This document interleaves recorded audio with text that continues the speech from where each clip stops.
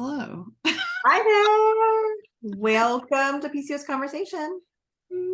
Julie and Laura, we're so glad to be with you. I'm shuffling the deck. Yeah. Oh, we have to introduce ourselves, Julie. We haven't done this in so long. We're out. Yes, because we know each other. So hi, welcome. In case this is your first time here, I'm Laura, and I almost said I'm Julie. I'm Laura, not Julie, and I'm a body liberation guide. I teach yoga, intuitive movement. I run retreats and workshops, and basically my whole life is oriented around helping people honor and celebrate the bodies that they have, like right now in this exact moment, with no caveats. And this is my friend Julie. Hey, thanks for the introduction. So I'm Julie Duffy Dillon. I'm a registered dietitian, and I help people with PCOS to manage their PCOS in every season of life without diets. Also host of the Find Your Food Voice podcast. And excited to be here with you, Laura, finally again to chat about PCOS. And we always start with a card pull. Do you want to go right to that? Let's go. Okay. So I've been shuffling and shuffling and shuffling.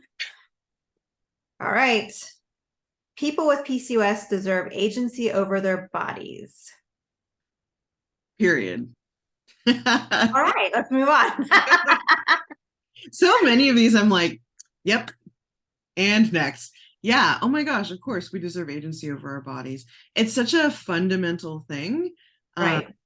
That like the fact that we have to have a card about this and it has to be discussion and that it's contentious at all.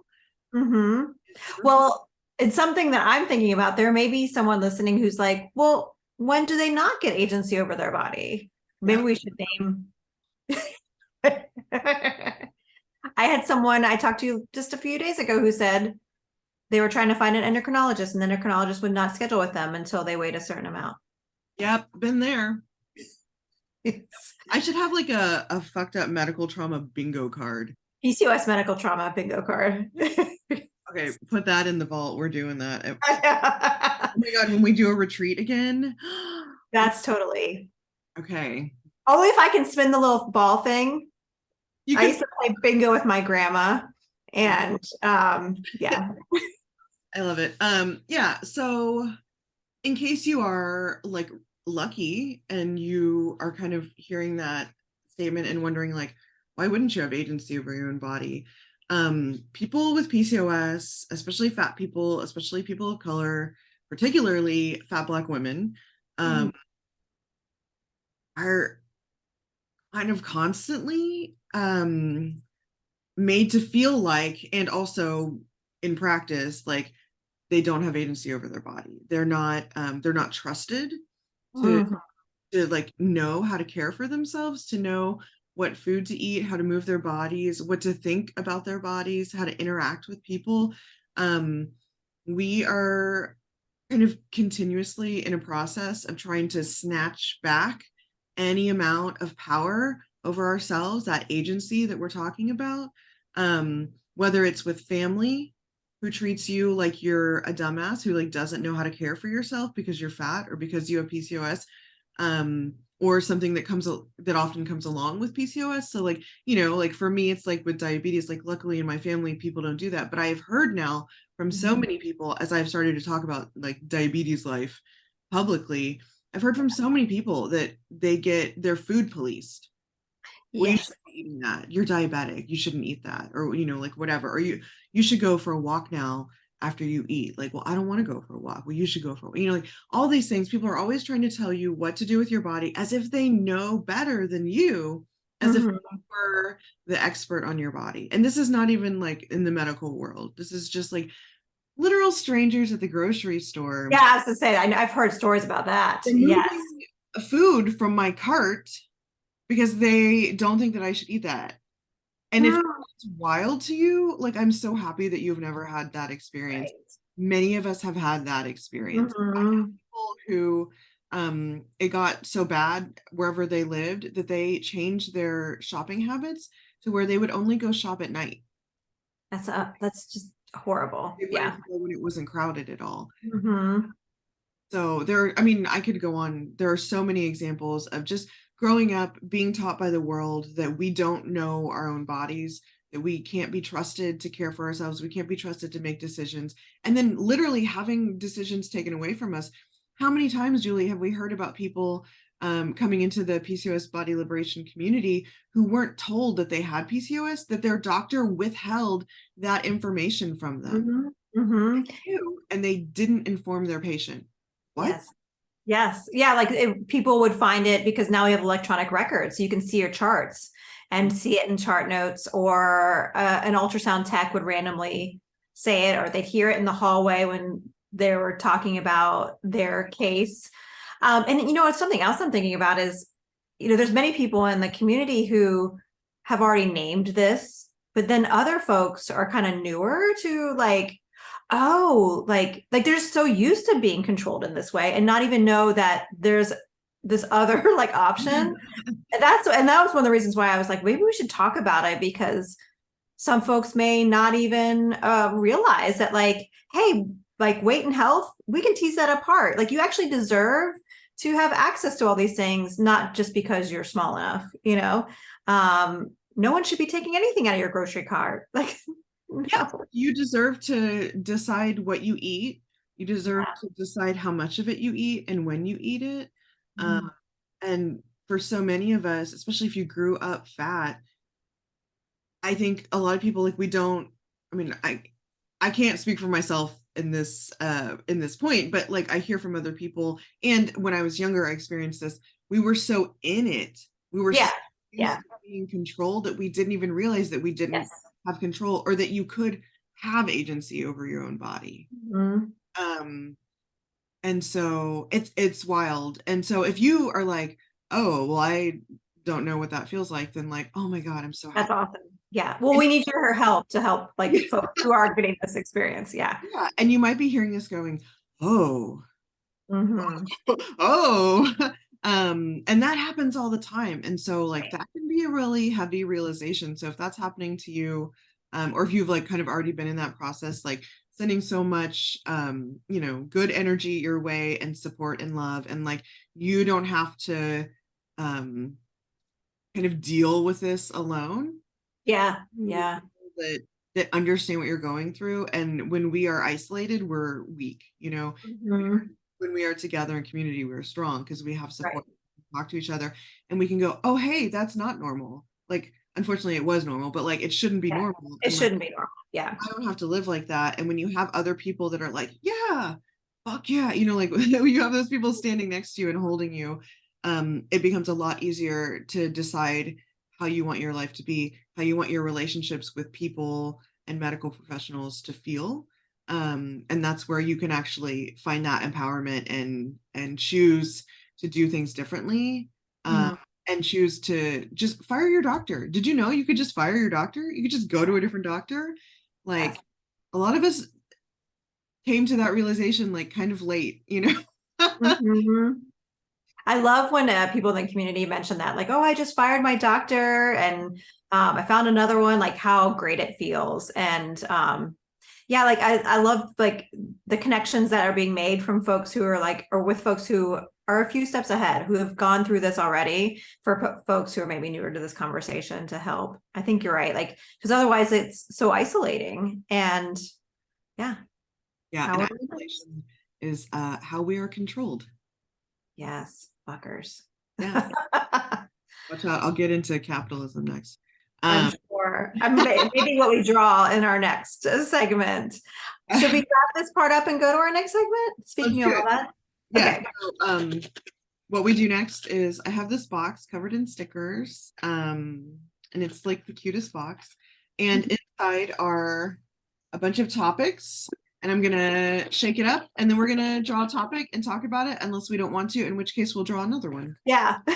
because we're the bosses of ourselves. Yes, I love the veto power. Okay. And the different colors of post-it notes are like different time periods when we wrote these. And so Like we remember. I I wouldn't know. Oh, know, like you're not cheating. look, I picked it. Oops. But it's just funny because it's like a time capsule. I think the original ones are the like this orangey one. Mhm. Yellow, blue, and purple. And Laura has an affinity for Post-it notes. Listen, I have within each multiple kinds of Post-it notes, and in my drawer, I have many others. Um, Yes. just a plug for these. Oh my God, what am I doing? Just a plug for these Post-it notes. They're Yes, I've seen those. to-do lists. Oh my God, I make one for every day, and it like, yes, feels so good. Awesome. All right, not sponsored by the to-do Post-it note, but please sponsor me. Hashtag ad, right? It's not an ad, but you know. All right, here we go. Oh, your face. What are we getting ourselves into? Sometimes we have big ideas when we make these. This one's not so bad. I got scared for a minute of what it said, but I just have bad handwriting. So it says, emotional and mental health is what it says. Oh, okay. Yeah, Okay. not so bad. And so Julie knows a lot more about this than I do. But it was so amazing when I first found Julie. It wasn't like in a partnership collaborator role. I was literally like treading water, looking for help when I got diagnosed with PCOS. And I knew a little bit about PCOS, but not much. And I only knew like things that I had heard from, I realize now, like sources who are not like great sources. Yeah. And so I had never heard of so many of the symptoms or the things that are connected to PCOS. And one of the ones that blew my mind was the mental health stuff. And so I want us to talk, Julie, I want you to talk about like that connection, but I also, with the emotional piece that's written on here, I want to talk about like the emotional world of living with PCOS. Yeah. Well, ironically, or maybe not, this week is National in the US Eating Disorder Awareness Week. Oh, is And it? yes. So, coincidence? And you know, eating disorders are often put in the fold with emotional and mental health. And one statistic I just know because I was just writing something on this is like folks with PCOS are 4 to 5 times more likely to experience an eating disorder. I have a feeling it's much higher than that. Yeah. But yeah, one of like with PCOS, people often think about like the reproductive consequences to it. And that's what most research is into and all that. But there's actually like 3 different consequences. And, you know, besides reproductive, it's metabolic. But then the third is psychological. And some of that is just plain old like biochemistry and like how PCOS starts in the brain and involves hormones. And hormones are a part of mood. So like sometimes it's just a part of like how the chemistry is reacting in the body having PCOS. And how the world like reacts to PCOS, I think is an even bigger part of it. You know, how you may not even know you have PCOS until you stumble upon it in your my chart. Like basically the misogyny, the racism, homophobia, transphobia, like all those things, healthism, how they are such a big part of how one experiences PCOS, I think is even more significant than just even like the chemistry part. And I say that because I don't think it's like this disorder in someone's brain that's causing most of the issues. I think if the world was more willing to be like ready to help someone with a chronic illness, helping all people, then I think the rates of all this stuff and mental health would be probably like the rest of the population. Maybe a smidge more, but like it wouldn't be as much how drastic as it is right now. Yeah. But Yeah. unfortunately, that's not our reality. No. Is the treatment, the cure.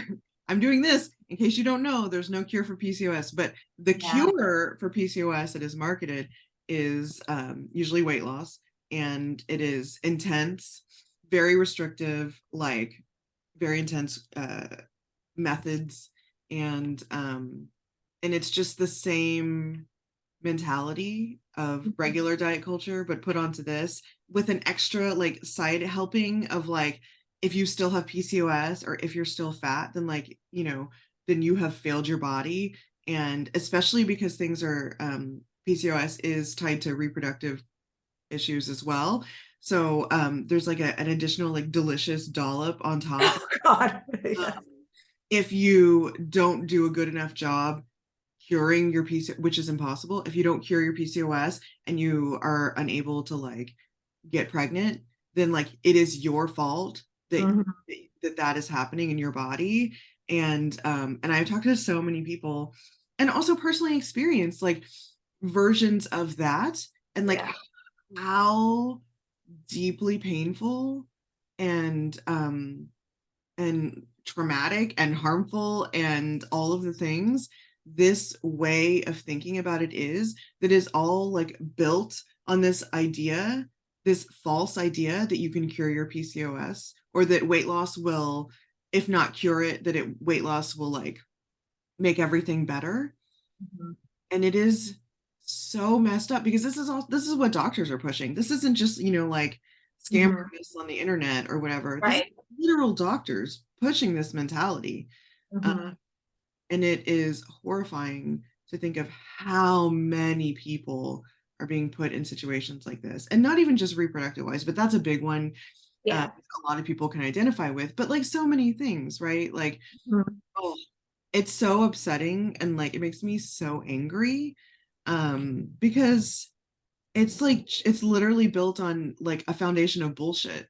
Yeah. Yeah.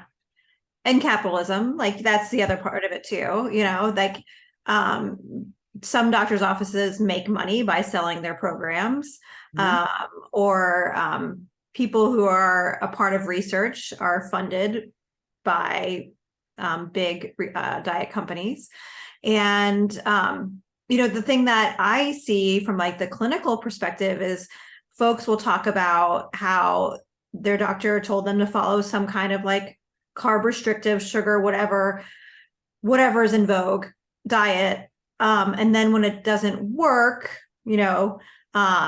which is not going to for most people, then that sense of shame and blame, because of that isolation that we were talking about earlier, because they think that they're just doing it wrong. And like, if there's one thing that I want to leave as like, I want everyone to with PCOS to know is like, you're not doing it wrong. Like you are giving the shittiest tools that don't even have like any good science behind to support, but it's an easy one to throw out there. I think that's something to keep in mind with like, especially like the United States and our healthcare system. Like they need easy interventions. That's why they like do your temperature, blood pressure, and weight when you first get checked in, because they need 3 measures at every visit. So like, voila, they have it there. Same with like, if they diagnose something, they need to show that they had an intervention, diet and exercise.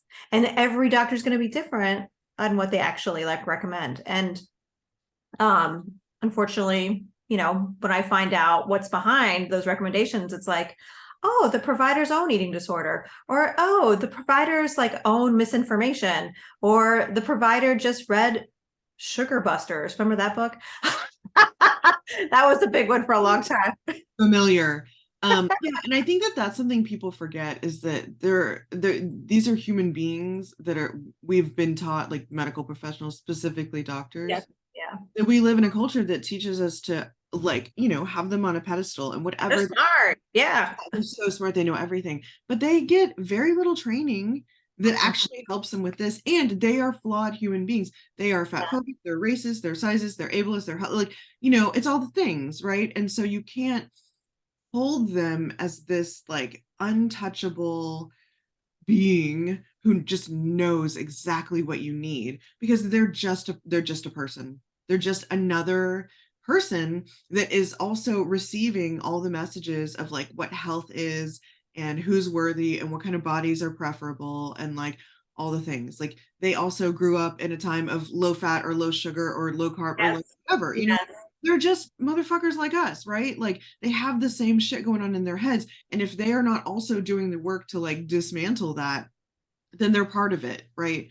And so they're looking at us through those lenses, Yeah. right? Yeah. And a lot of docs have like not experienced being at a higher weight. Some have, but I think about the path to even become some kind of either allied health or medical provider. It's really financially expensive to do. So there's going to be people oftentimes who just have more access to be able to get that. So when you have that, oftentimes you just have access to a lot of other things.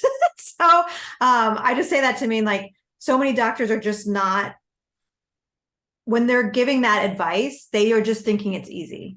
Yeah, it's It lazy. was easy for them. Yeah. It's Yeah. lazy. It's like, you know, the lazy screenwriter putting in just like the fat stereotypes to stand in as like, oh, this Seriously. Yes. is dumb, is lazy, is a slob, is whatever. Just make them fat, right? Yeah. Like that's an easy, like they'll be fat, And there'll right? be the instant jokes plopped along the way. I mean, with my kids were little, any kind of cartoon, I was like, really? Like, you are so lazy with your writing. Can you just like, my kids would be like, oh, that's fat phobic, mom. I'm like, yeah. And so they turn it off. I'm like, but I really wanted you to have some screen time so I could have a break. But like, thanks, Disney. So anyway, Yeah, sorry, tangent. no, that's okay. Yeah, so you know, we talk about in the community mental health a lot. We have Yeah. a lot of our folks, including myself, you know, deal with anxiety and depression, and specifically about like medical anxiety, right? And there's already a term for this, like white coat syndrome, but I think that, and that's like the regular people, like even just regular people, even people without like necessarily PCOS, who aren't fat, who aren't disabled, like whatever, they already have this. So like, but then people are not so understanding when you are me, or you know, somebody in our group that has like an even heavier serving or dose or whatever, Yeah. that anxiety about medical appointments or stuff like that. So like even, and not even just like physical health, but like mental health, right? Like even trying to find like a therapist who is not going to tell you to lose weight to fix your like mental Yes. health issues, because Yeah. that also happens. I've literally had that happen when I was younger. I went to therapy, and I have a lot of trauma from when I was a child, and they were like, "Oh, well, when you're ready to deal with that, the weight will fall off." Oh God, And yes. it was such a horrible thing to hear. Like it's my fault. I'm not working hard enough to get through my trauma as like a little, like a 12-year-old or 50, I don't know how old I was. How Like dare you not let the thin person come out? That's yeah, like waiting tween inside. Yeah. or young teen, and I'm keeping myself from being thin and beautiful and worthy because I'm not dealing with my shit. And it was really upsetting to hear that. And I've now met so many people who are like, oh yeah, I was also told the same thing. We were Mm-hmm. all told the same thing, that when we like get healthy, when we fix ourselves, then we'll emerge, the thin, beautiful person Mm-hmm. will emerge, and then we'll be happy and lovable, and we'll, you know, everything will be perfect. Right. Yeah. Like that's like a very typical part of counseling training. You know, I have a counseling master's, and size diversity wasn't a part of the like training. So, and that was something that came up a lot, and it used to really piss me off. Um, like, oh, that's here too. But talking about how when a person is when a person is able to work on their depression or their anxiety or whatever, that their weight will go back towards that thin goal or whatever, and not recognizing that it was actually like weight bias, and how size diversity is a really healthy part of society. Like, And a normal part of the world. yeah, like we need that. That's a really important part of diversity. Yeah. And you know what's crazy is like, or not crazy, but like this makes it worse, is like the healthiest I ever was, like mental health wise, the fattest I was in my body. Mm-hmm. Mm-hmm. Because I Yeah. got to a place where I wasn't in my eating disorder, and I wasn't over exercising, and I wasn't hyper fixated on body parts or whatever. And I was happy with my body, and I Mm-hmm. felt free and liberated, and the best Yeah. I've ever been mentally, but I was the fattest. Uh-huh. Yeah.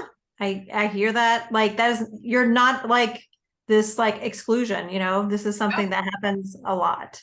Yeah, and it It's just like, maybe there's actually benefits to fatness. Like maybe there's actually a benefit to it. it's like, oh my God, what a rabbit hole. We should put a like the Yeah. positives, the positives of fatness, because there's like actual like positives. Mhm. Health, There are. Yeah. And they get reported on like these like, ooh, crazy anomalies, but it's like It's a paradox. It's the paradox, but it's not really. Just like atypical anorexia is really the most common. You're not sure what that means. Atypical anorexia is like the diagnostic criteria for anorexia, like the type of eating disorder where one is like eating a lot less.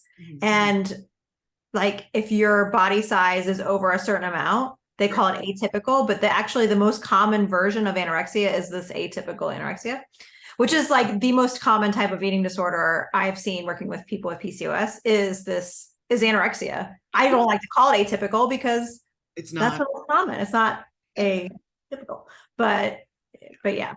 Oh my gosh. It's just like, it's a shit show. There's like 800 rabbit holes we could go down here, but we probably need to wrap this up. Well, and keeping in mind, like if you are experiencing depression, anxiety, and part of that is shame and blame, we hope we can help you like just pause and consider like, what if it's not your fault? What if there are big systems that cause the shame and blame? Like, and maybe that can help to like dissolve some of that power we know that's such a burden to hold on to. And what if we could help you just like take that off with those words? That would be amazing. What if you didn't have to like blame your body for everything? Mm-hmm. Yes, you don't have to, but it feels like you have to. Yeah. But we're here to say, no, there's another way. Yeah. So, I mean, hopefully this conversation helped you in some kind of a way, even if it's just to bring a topic or a thought into your mind that maybe hadn't been there, or to reinforce something that you've been trying to believe, or whatever it is. Yeah, I hope that you're having some thoughts that are helpful, or at least opening things up a little bit. So just, I guess this is a good time to make the announcement about the community change. So we'll be posting about this on Instagram, but this is the kind of the first thing we've done in a while. So we have been kind of zhuzhing the way that the community works, and we've moved over to Discord, and we've moved to a pay what you can model, which is really exciting. We really want this community experience to be accessible to more people, and so we decided to make it pay what you can. So we're going through Patreon now, and we'll put links in the description box here to that Patreon. But basically, like starting at $1, you can get access. $5 gets you access to everything. And these conversations and my yoga and our monthly call and just like anything else that Julie and I are doing in the community. So hopefully if that is interesting to you, you can check it out. And in the community, we would love to have you. Yes. I'm just realizing that I don't have my mug. That's okay. I have mine, so I can just be. It's actually a good color, though. It works. It is. It's like on brand. So cheers to body liberation. Here's the body liberation. Thanks so much for joining us. Bye.